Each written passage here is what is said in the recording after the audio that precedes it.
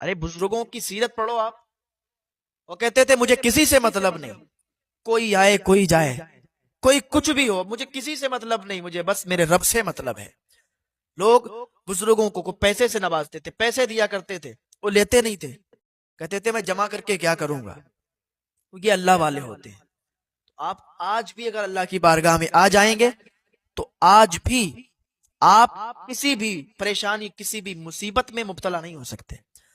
بس اللہ کی بارگاہ میں آ جائیں، تائب ہو جائیں، توبہ کر لیں، اللہ تعالیٰ ایک توبہ سے معاف فرما دیتا ہے. ایک عورت حضرت موسیٰ علیہ السلام کے پاس آئی.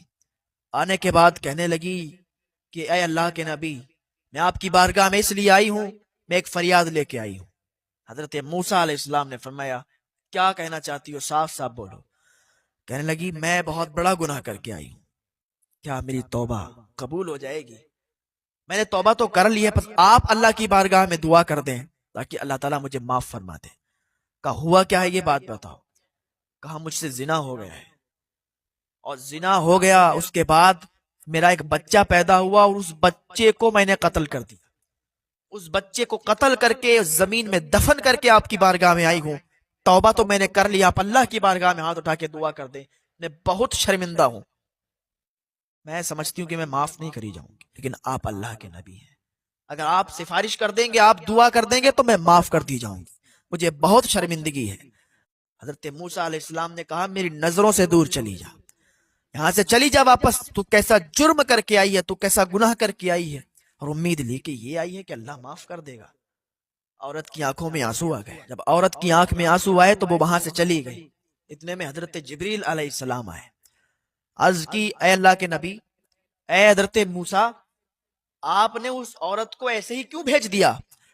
میں اللہ کا پیغام لے کے آیا ہوں، اللہ تعالیٰ نے اس عورت کو معاف کر دیا، اس عورت کو بخش دیا ہے، کیونکہ اس سے شرمندگی ہوئی اور اس نے توبہ کر لی. اور اللہ کی بارگاہ میں جو توبہ کر لیتا ہے، اللہ کی بارگاہ میں جو سچی توبہ کر لیتا ہے، تو اللہ تعالیٰ اسے ایسے ہی معاف فرما دیتا ہے جیسے اس نے کبھی گناہ ہی نہیں کیے ہیں.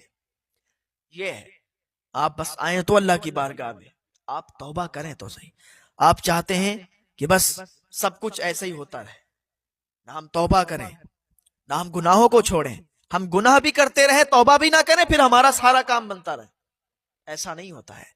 آپ کو اللہ کی بارگاہ میں تائب ہونا پڑے گا، اور پھر اس کے بعد کبھی گناہوں کے دلدل میں نہ پھنسیں. آپ اگر توبہ کر کے پھر گناہ کریں گے، پھر توبہ کریں گے، پھر گناہ کریں گے، تو یہ پھر توبہ آپ کی کیا توبہ ہوئی؟